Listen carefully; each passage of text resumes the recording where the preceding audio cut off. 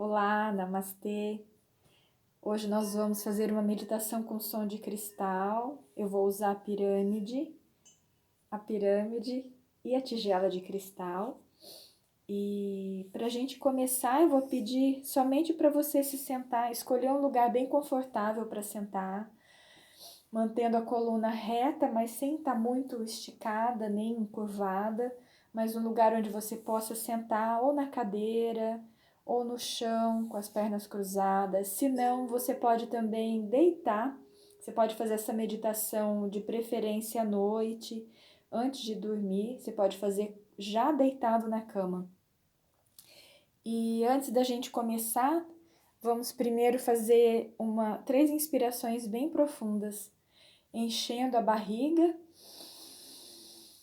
subindo pelos pulmões e soltando pela boca. Procura encher todo o pulmão, sentindo o ar preenchendo cada pedacinho do corpo e exalando esse ar totalmente. Você pode exalar pela boca. Sente seu corpo, onde está sentado, onde estão suas mãos, seus pés. E durante o som, se você puder fechar os olhos e somente sentir o som, permita que esse som entre em você, entre nas suas células, no seu corpo. Poderão vir pensamentos, tudo bem, só não se prendam a ele. Uma forma de não deixar que os pensamentos fiquem é quando eles começam a entrar, você percebe que o pensamento está querendo ficar, você pede para o pensamento, fala, daqui a pouco a gente conversa, agora é um tempo para mim, tá bem? Vamos começar? Fechando os olhos.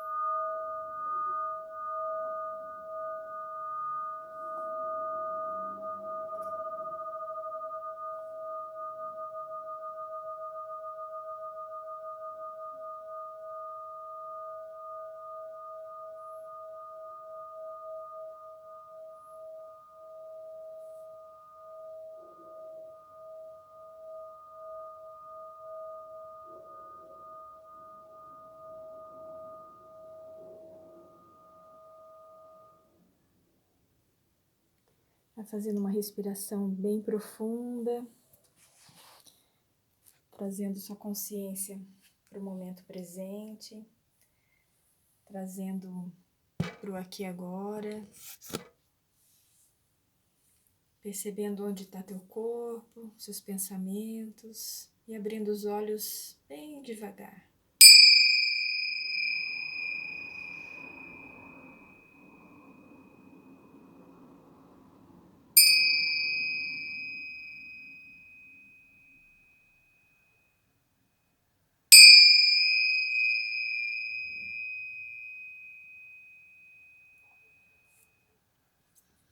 É importante lembrar que o som reverbera no nosso corpo por um bom tempo.